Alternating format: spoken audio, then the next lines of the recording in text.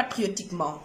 Je tenais à faire ce message pour m'adresser au premier d'entre nous, le président de la République du Sénégal.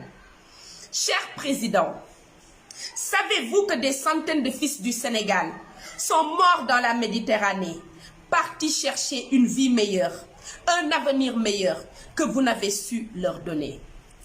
De Saint-Louis à Ilinkin, de Bakel à Dagana en passant par Mbeleké, le désespoir, la pauvreté, la misère, le chômage, les inondations, les maladies, la corruption sont les mots les mieux partagés dans ce pays. Et pire encore, aucune compassion, même pas un deuil national ou un drapeau en berne. Président, où est votre promptitude à compatir au malheur qui s'abat sur votre peuple? Votre mépris pour nous vous a même conduit à créer un contre-feu, encore une diversion politique au détriment de l'essentiel, le peuple. Ce même peuple qui est en train de souffrir et de mourir en silence. Ailleurs, pour un seul mort, la République s'est arrêtée. Ici, pour des centaines de jeunes qui sont morts, même pas une adresse à la nation. Chers frères, qui êtes morts dans la Méditerranée, vous êtes des martyrs. Vous nous avez parlé en périssant de cette façon tragique. Vous nous avez envoyé un message simple disant ceci. Vos ancêtres, même victimes de toutes sortes d'atrocités, vous ont laissé un pays avec d'énormes potentialités. Vous nous avez déshérités en les gaspillant. Pour votre propre confort, vous nous avez sacrifiés.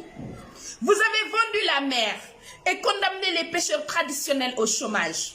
Vous avez été incapable de mettre en valeur 700 km de côte parmi les plus poissonneuses du monde. Pas même une université dédiée aux ressources halieutiques et aux énergies hydrauliques. Ces jeunes sont morts en mer. Ils ont fait exploser la spirale silencieuse, savamment orchestrée autour de la situation du Sénégal, de la précarité et de la détresse aiguë de la jeunesse sénégalaise.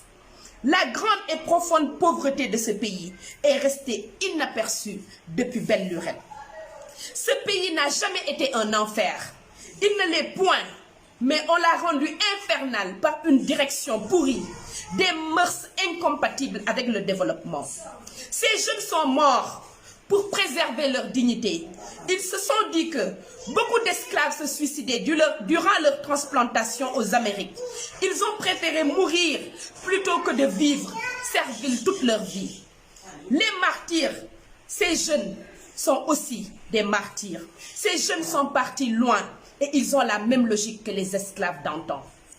Ils voulaient s'évader de cette immense prison qu'est devenue le Sénégal. Ils ont compris qu'on leur a volé et que leur dignité était presque en jeu.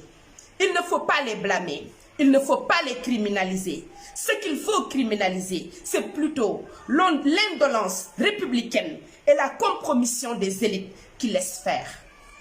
La mort tragique de ces jeunes et leur insouciance face au danger de cette illusion infinie et jamais domptée qu'est l'océan montrent que l'espoir est mort dans ce pays. Demandez à ces pêcheurs, à ces étudiants, à ces ouvriers de garder l'espoir dans ce pays rongé par la misère et la corruption. C'est demander à un croque-mort de garder un mort dans ses bras.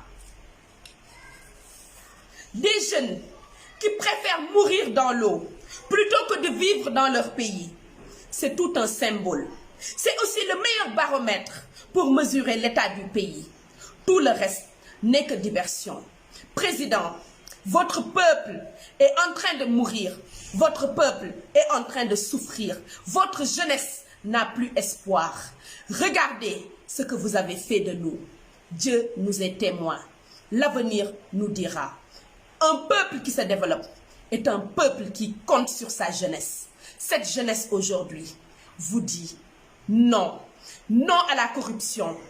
Non à tout ce que vous êtes en train de faire. Non aux manigances politiques pour museler tout un peuple.